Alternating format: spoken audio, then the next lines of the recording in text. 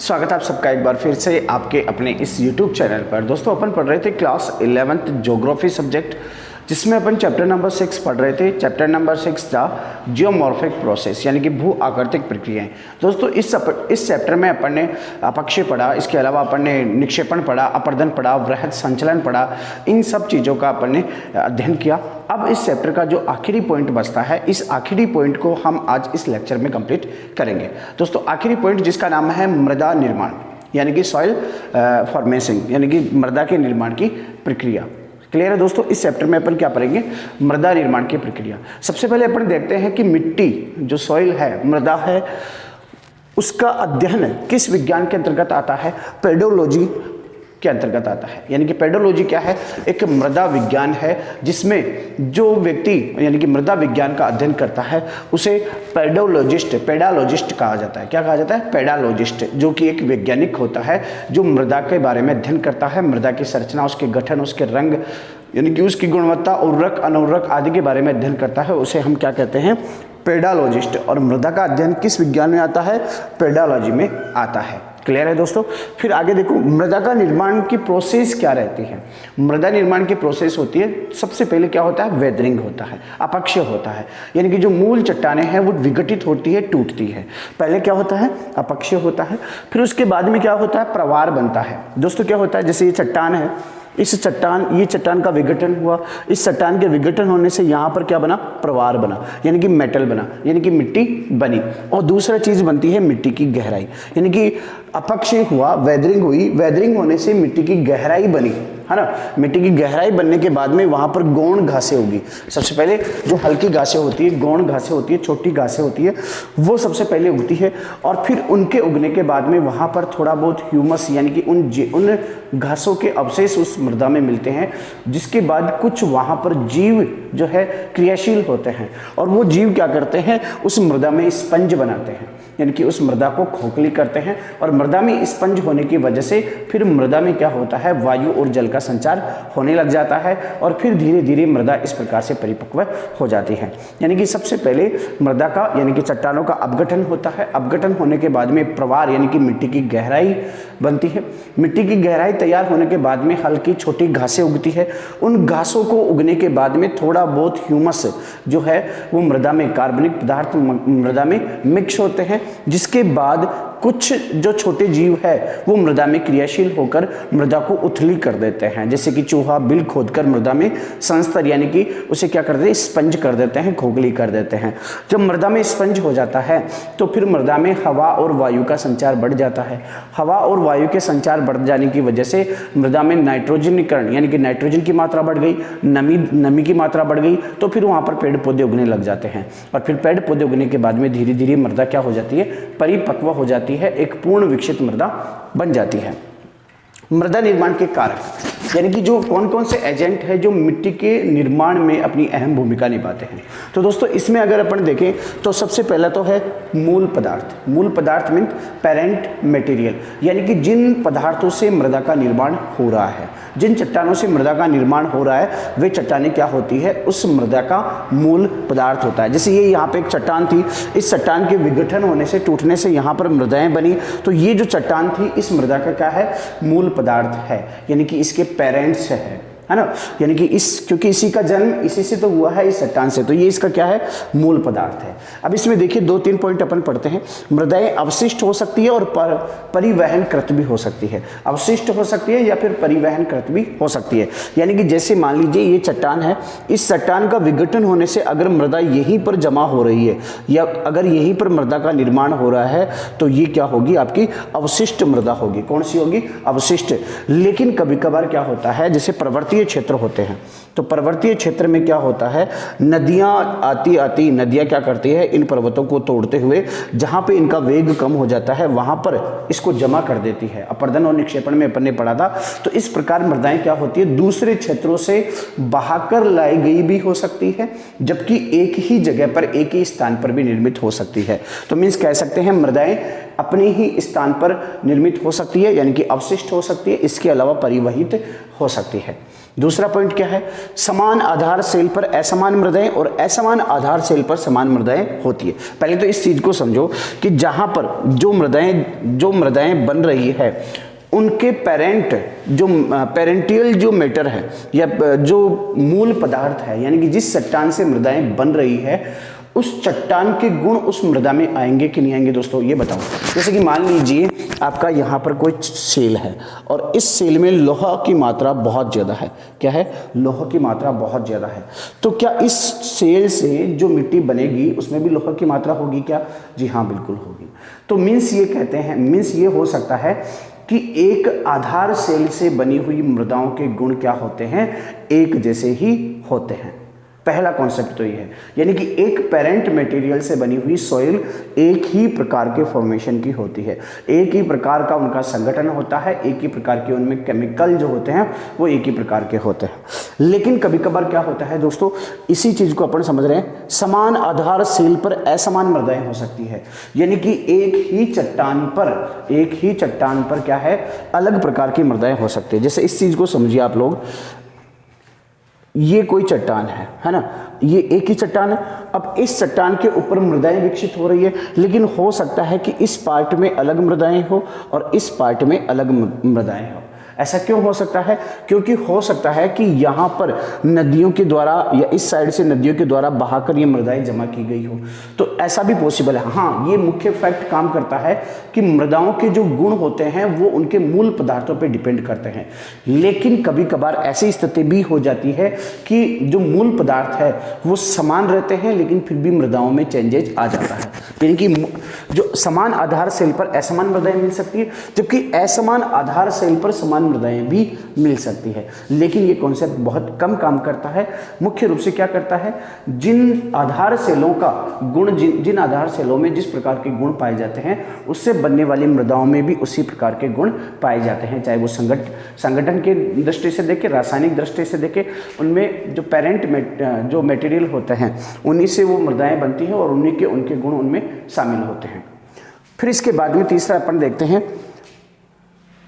अच्छा, ये आपका क्लियर हो गया। परंतु मृदाएं नवीन अवस्था में मूल सेल से घनिष्ठ संबंध रखती है, यानी कि जब मृदाएं शुरुआत में जब बनती है, यानी कि चट्टानों के अपघटन से जब मृदाएं बनती है, तब उन चट्टानों के जो गुण होते हैं वो मूल चट्टानों से घनिष्ठ रूप से संबंध रखते हैं। जैसे जैसे वो परिपक्व होती है दोनों में अंतर आता जाता है, क्योंकि परिपक्व होने पर उसमें ह्यूमस की मात्रा भी बढ़ जाती है, नाइट्रोजन की मात्रा भी बढ़ जाती है, कई पदार्थों का ऑक्सीकरण हो जाता है, तो इस तरीके से कार्बोनेटीकरण हो जाता है। तो इस प्रकार से क्या होता है, जैसे जैसे मृदाएं नवीन, जिस समय पर नवीन रहती है तब तो क्या होती है, वो अपने मूल पदार्थ से घनिष्ठ संबंध रखती है। लेकिन जैसे जैसे वो परिपक्व होती है, परिपक्व होने पर क्या होता है, उनकी जो संबंध है उन संबंध में बदलाव आता रहता है। दूसरा अगर अपन कारक देखें तो दूसरा कारक है इसका जलवायु। जलवायु मतलब क्लाइमेट। देखिए, वर्षा और वाष्पीकरण की जो बारंबारता है वो क्या करती है, मृदा निर्माण को प्रभावित करती है। यानी कि जिस तरीके से जहाँ पर अधिक वर्षा होगी वहाँ पर मृदा का निर्माण भी अधिक होगा। वाष्पीकरण और वर्षा जो है वो मूल रूप से मृदा के निर्माण को प्रभावित करती है। तापमान का मौसमी व दैनिक परिवर्तन, ये भी अपन ने देखा था कि जो प्रेसिपिटेशन है, यानी कि जो वर्षा है, इसके अलावा तापमान में जो चेंजेज है, तापमान में परिवर्तन और वर्षा का होना, ये दोनों क्या करते हैं, अपक्षय का काम करते हैं, चट्टानों को तोड़ने का काम करते हैं। अब तापमान किस तरीके से चट्टानों का काम तोड़ने का काम करता है, ये मैंने आपको पहले बता दिया है कि तापमान क्या होता है, चट्टानों में फैलाव और संकोचन पैदा करता है, जिससे चट्टानों में भ्रंशन पैदा होता है और चट्टानें विघटित हो जाती है। दो कारक हो गए आपके, मूल पदार्थ और जलवायु। तीसरा आता है स्थल की आकृति।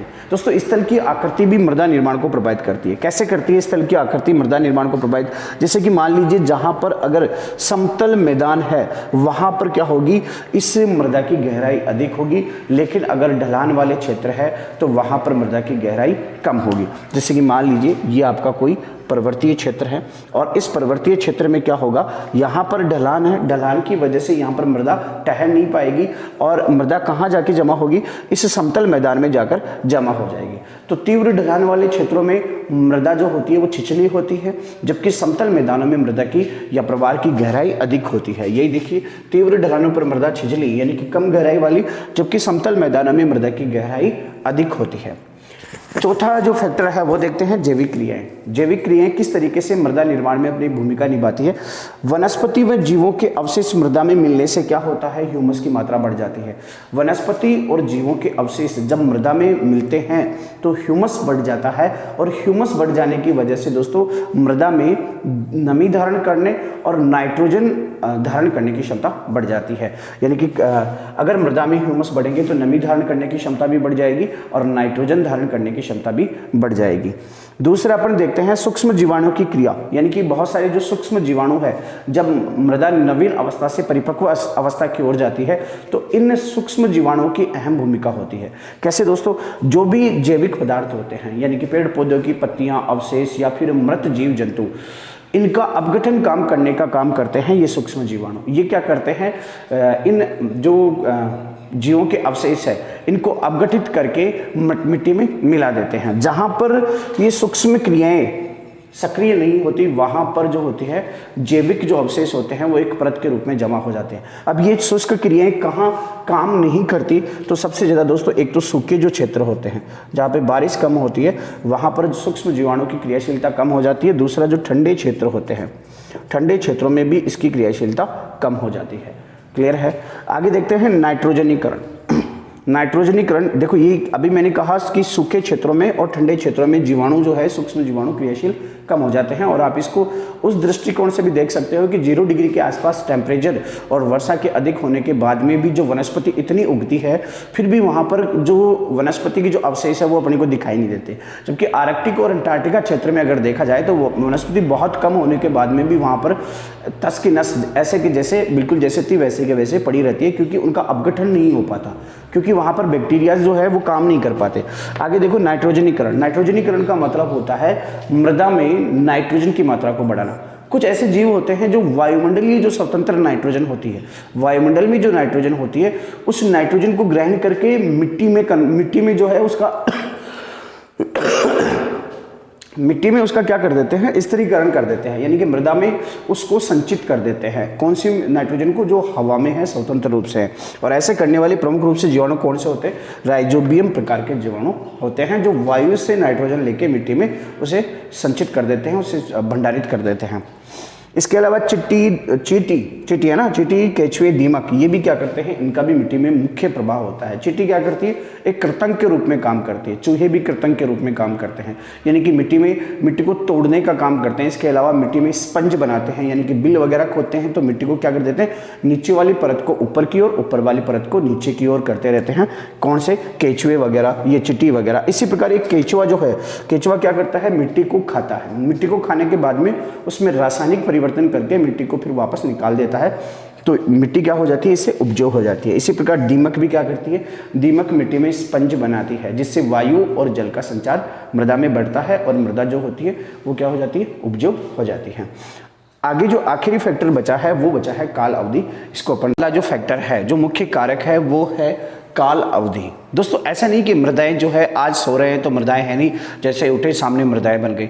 मृदाएं जो है मिट्टी का बनने का एक प्रोसेस लंबी होती है, कई सालों में जाकर मिट्टी तैयार होती है।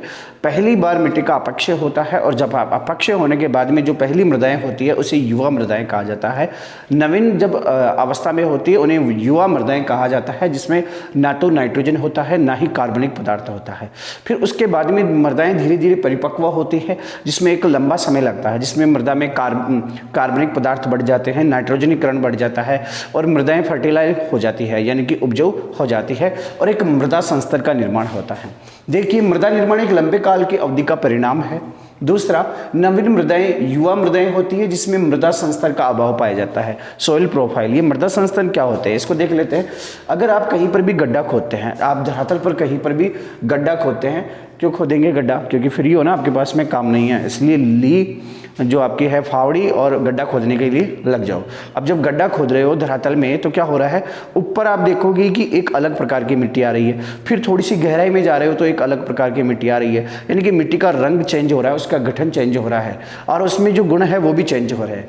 अब आप ऊपर से जब मिट्टी को हटाओगे तो उसमें ह्यूमस पदार्थ ज़्यादा होंगे, मिट्टी थोड़ी काले रंग की दिखाई देगी। जैसे गहराई में जाओगे मिट्टी भूरे रंग की आ जाएगी, क्योंकि वहाँ पर ह्यूमस यानी कि ऑर्गेनिक मैटर कम होगा, है ना।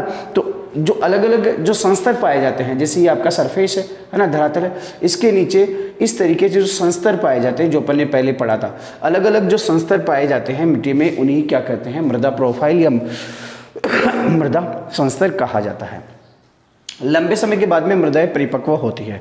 मृदाएं जो परिपक्व होती है, उसमें एक लंबा प्रोसेस लगता है, एक लंबी प्रक्रिया लगती है, जिसमें ह्यूमस बढ़ जाता है, कार्बन जो नाइट्रोजन है वो बढ़ जाता है और मृदाएं फर्टिलाइज हो जाती है, उत्पादक क्षमता उनकी बढ़ जाती है, उस तरह से उर्वर हो जाती है। तो इस प्रकार से उर्वरक होने में या परिपक्व होने में मृदा को काफ़ी समय की ज़रूरत होती है।